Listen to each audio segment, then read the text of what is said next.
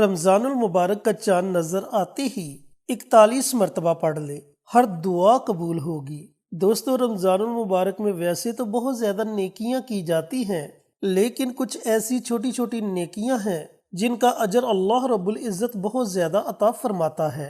اور اسی طرح رمضان المبارک کے بابرکت لمحات میں مسلمانوں میں نیکیوں کا رجحان عام دنوں کی نسبت زیادہ ہو جاتا ہے۔ اس مہینے میں نفل کا ثواب فرائض کے برابر اور فرائض کا ثواب 70 گنا ہو جاتا ہے۔ اور دوستو، کئی ایسی چھوٹی چھوٹی نیکیاں ہیں جنہیں کر کے ماہ رمضان میں ثواب کا خزانہ حاصل کیا جا سکتا ہے۔ نبی کریم صلی اللہ علیہ وآلہ وسلم کا فرمان عالی شان ہے کہ ماہ رمضان میں خرچے میں کشادگی کرو، یعنی کہ آپ زیادہ خرچہ کرو، اپنے اوپر کرو، اپنے بچوں کے اوپر کرو۔ اگر آپ کو نظر آئے کہ آپ کے ہمسائے غریب ہیں، آپ ان کی مدد کر دو۔ اسی طرح کوئی مجبور لاچار آپ کو نظر آئے، آپ اس کی مدد کر دیں، کیونکہ ماہ رمضان میں خرچ کرنا اللہ عز و جل کی راہ میں خرچ کرنے کی طرح ہے۔ اور ویسے بھی اگر آپ ماہ رمضان میں 1 روپیہ خرچ کرتے ہیں تو اللہ تعالیٰ اس کا اجر 70 روپے کے برابر آپ کو عطا کرے گا۔ اب دوستو، دوسرا عمل دیکھیں کتنا آسان عمل ہے۔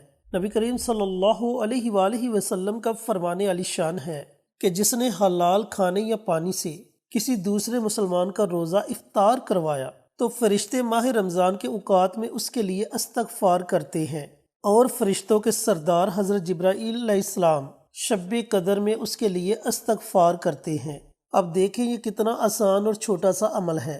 اگر آپ پانی کے ایک گھونٹ سے کسی کا روزہ افطار کروا دیتے ہیں، ایک کھجور سے کسی کا روزہ افطار کروا دیتے ہیں، تو اللہ تعالیٰ اس کا اجر کتنا زیادہ عطا فرماتا ہے کہ اس بندے کے لیے فرشتے توبہ استغفار کا عمل کرتے ہیں۔ اور پھر شب قدر، ایسی مبارک رات جس کے بارے میں نبی کریم صلی اللہ علیہ وآلہ وسلم کا فرمان عالی شان ہے کہ یہ رات 1000 مہینوں سے زیادہ افضل ہے۔ یعنی کہ اگر بندہ اس رات اللہ تعالیٰ کی عبادت کرتا ہے، اللہ تعالیٰ کو راضی کرنے کی کوشش کرتا ہے، نماز عشاء با جماعت ادا کرتا ہے اور اس کے بعد نماز فجر با جماعت ادا کرتا ہے، تو اس نے جو یہ رات گزاری ہوگی، اس رات کا اجر اللہ تعالیٰ اتنا زیادہ عطا فرمائے گا کہ بندہ سوچ بھی نہیں سکتا۔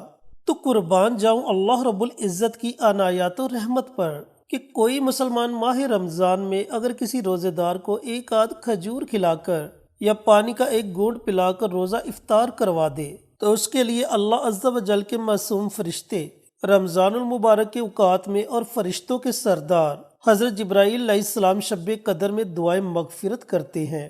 تو میرے دوستو، اس سے بڑھ کر ہمارے لیے اور کیا انعام ہو سکتا ہے؟ اور دوستو، اتنا ہی نہیں، نبی کریم صلی اللہ علیہ وآلہ وسلم نے فرمایا جو روزے دار کا پیٹ بھرے گا، اللہ عز و جل اسے میرے حوض سے پلائے گا کہ جنت میں داخل ہونے تک پیاسا نہ ہوگا۔ دوستو، اس حوض کا نام ہے حوض کوثر، جس کا ذکر قرآن پاک کی چھوٹی سی سورہ مبارکہ سورۃ الکوثر میں کیا گیا کہ حوض کوثر جنت میں ایک نہر کا نام ہے جس کا پانی دودھ سے زیادہ سفید اور شہد سے زیادہ میٹھا ہے۔ اور بروز قیامت نبی کریم صلی اللہ علیہ وآلہ وسلم اپنے دستہ مبارک سے اس حوض سے اپنے امتیوں کو سیراب کریں گے، اور جو بندہ ایک مرتبہ اس حوض کا پانی پی لے گا پھر جنت میں داخلے تک اسے کبھی بھی پیاس نہیں لگے گی۔ اتنے بڑے انعام سے اللہ رب العزت نوازے گا۔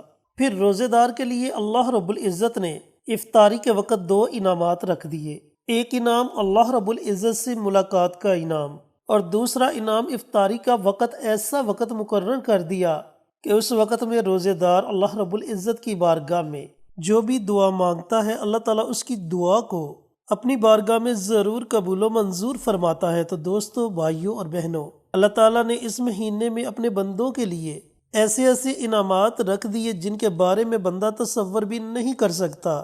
تو اس مہینے اللہ تعالیٰ کی رحمتیں اپنے بندوں پر موسلا دھار بارش کی طرح برستی ہیں۔ ہمیں ان رحمتوں کو سمیٹنا چاہیے۔ یہ اللہ رب العزت کا مہمان مہینہ ہے، اور اس مہینے کی ہمیں دل و جان سے قدر کرنی چاہیے۔ چینل پر نئے آنے والے تمام دوستوں سے گزارش ہے کہ چینل کو سبسکرائب کر کے ساتھ گھنٹی کے بٹن کو دبا کر آل نوٹیفیکیشن پر کلک کر دیں تاکہ میری ہر نئی آنے والی ویڈیوز کی اپڈیٹ آپ تک بروقت پہنچتی رہے۔ اب رمضان کا چاند دیکھ کر آپ نے کون سا ایسا عمل کرنا ہے، کون سا ایسا وظیفہ پڑھنا ہے کہ جس کو پڑھنے کے بعد آپ اللہ تعالیٰ کی بارگاہ میں جو بھی دعا مانگو، اللہ رب العزت آپ کی دعا کو اپنی بارگاہ میں قبول و منظور فرما لے۔ دیکھیں دوستو، ویسے تو رمضان المبارک کا چاند دیکھ کر بہت زیادہ وظائف پڑھے جاتے ہیں۔ سب سے پہلی بات تو یہ ہے کہ جب آپ کو اس بات کا علم ہو جائے کہ رمضان المبارک کا چاند نظر آ چکا ہے، کیونکہ بعض اوقات ایسا ہوتا ہے کہ بادل ہوتے ہیں اور بادلوں کی وجہ سے چاند نظر نہیں آتا، کیونکہ پہلے دن کا چاند بہت زیادہ باریک ہوتا ہے اور باریک ہونے کی وجہ سے چاند کا نظر آنا بہت مشکل ہوتا ہے۔ تو سب سے پہلے جب آپ کو مکمل یقین ہو جائے کہ ماہ رمضان المبارک کا چاند نظر آ چکا ہے تو آپ اللہ رب العزت کی بارگاہ میں دعائیں مانگیں۔ اب دعائیں آپ نے کیا مانگنی ہے؟ اگر آپ پریشان ہیں تو ان پریشانیوں سے چھٹکارے کے لیے اللہ رب العزت کی بارگاہ میں دعائیں مانگیں کہ یا پروردگار، تیرا لاکھ لاکھ شکر ہے کہ تو نے ہمیں زندگی میں دوبارہ رمضان کا مہینہ نصیب کیا اور ہمیں اتنی توفیق عطا فرما کہ ہم اس مہینے کی دل و جان سے قدر کر سکے، اس مہینے کی زیادہ سے زیادہ خدمت کر سکے۔ اس طرح آپ نے اپنے الفاظ میں اللہ رب العزت کی بارگاہ میں دعا مانگنی ہے۔ اس کے بعد پوری رات آپ کے پاس ہے، پوری رات میں جب آپ کا جی چاہے آپ یہ عمل، یہ وظیفہ پڑھ سکتے ہیں۔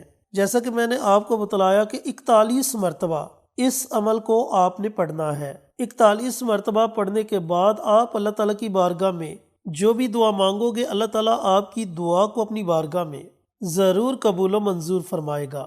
آپ نے کرنا یہ ہے کہ سب سے پہلے پیارے آقا سرور کائنات حضرت محمد مصطفیٰ صلی اللہ علیہ وآلہ وسلم کی ذات اقدس پر کم از کم 3 مرتبہ یا اس سے زائد مرتبہ درود و سلام کا نذرانہ پیش کریں۔ درود و سلام کا نذرانہ پیش کرنے کے بعد آپ نے 41 مرتبہ اللہ الصمد اللہ الصمد اللہ الصمد کا ورد کرنا ہے۔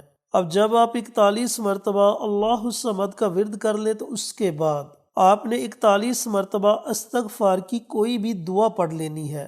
اب استغفار کی بہت سی دعائیں ہیں، نماز کی کتاب پر یہ دعائیں لکھی ہوتی ہیں، آپ اگر انٹرنیٹ پر سرچ کرتے ہیں تو وہاں آپ کو یہ دعائیں مل جائیں گی، اور اگر آپ کو کوئی بھی دعا نہیں آتی تو آپ صرف اتنا پڑھ لیں، استغفر اللہ استغفر اللہ استغفر اللہ۔